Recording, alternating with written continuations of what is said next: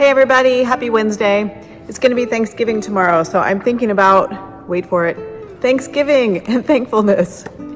I asked the congregation on Sunday if they would be willing to appear in my Beacon Light video, and I learned something on Sunday, which is that while we have a very grateful congregation, they're a little camera shy, especially when asked at the spur of the moment. So I'm going to be incorporating some of the thoughts that people shared with me on Sunday. But first I wanted to think about the difference between thankfulness and gratitude. In 1 Thessalonians, Paul writes to the congregation, "Give thanks in all circumstances, for this is the will of God in Christ for you." And the kind of thankfulness that Paul is talking about there is really gratitude.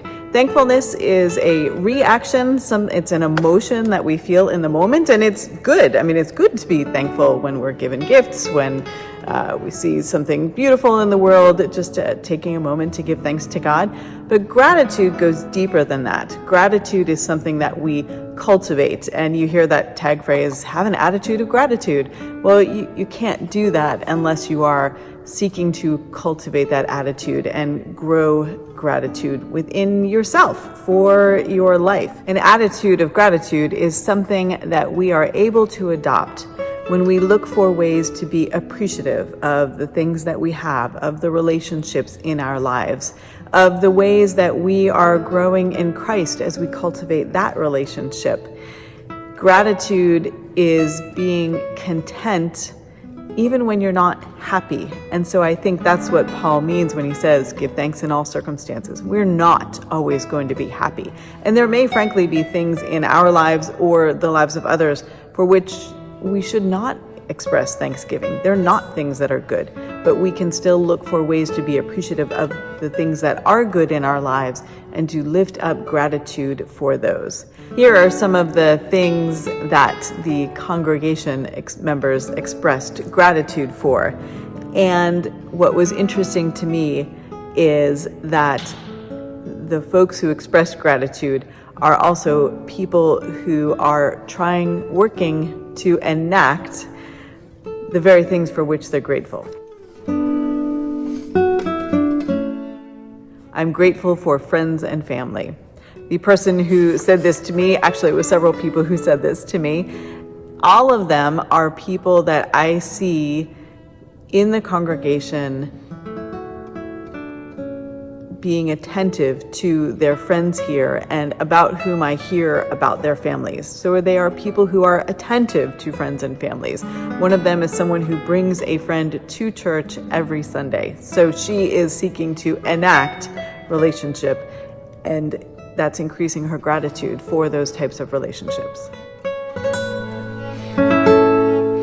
I'm grateful to be born in the United States. This one was interesting to me because it came from someone who's very involved in our refugee resettlement efforts with the International Service Center.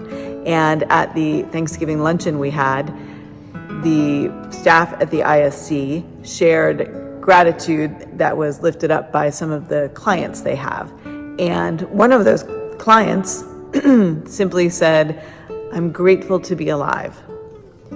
And the intimation was that if they had not been able to migrate to another country, they would not have been able to sustain life. And I think that's true for many of those who come to this country. They are coming seeking life. I'm grateful that my sister's memorial service could be held at this church. That was said by someone who seeks to make this church hospitable and open. And so that person too is enacting the hospitality that enables us to open our doors to anyone who wishes to be a part of this community.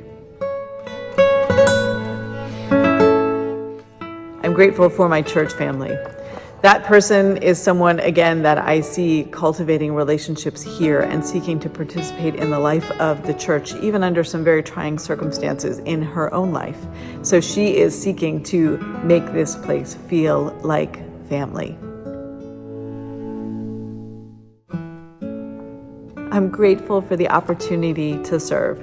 This was said in the context of one of the conversations that was being had about our different ministries that the transition team is asking for. And as this particular group discussed their mission and their core values and all of the ways that they feel they can be of service in the church, this person said, I'm just really grateful to be a part of this group and to be able to use my gifts and skills to serve.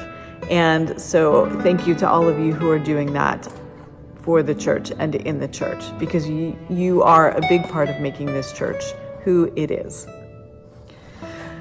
I'm grateful for Thanksgiving. I know it can be a complicated holiday, especially as we become more and more willing to tell the truth about the origins of the holiday and that it was not this beautiful love fest that we've been led to believe it was, at least in my elementary school curriculum. But I'm still grateful for the holiday and that we can have those honest conversations in better ways in this country now. I'm grateful for the opportunity to gather with my family, to share foods with one another that we love and that evoke memories of my childhood and the loving home in which I was raised. And I think Thanksgiving, as we think about it more broadly, can also be an opportunity for us to remember that we can help by making sure other people are not going hungry. Use Thanksgiving as an opportunity to donate to your local food pantry, the Central Pennsylvania Food Pantry, or to the International Center that works to help fund our food pantry here at Market Square.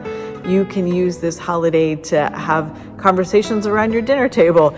I know it's not easy, but about different things that need our attention. You can use the conversation around your dinner table to think about how we can be better connected to the food we eat and be thinking about that more through the year and not just at Thanksgiving. And so I think there's a lot of ways that we can take what we now know is a complicated history for a holiday we love and still celebrate, but be more honest about our celebrations. So I hope that you and your family and your friends and whomever you choose to gather with on Thursday or Friday or Saturday, I hope that you have wonderful celebrations with warm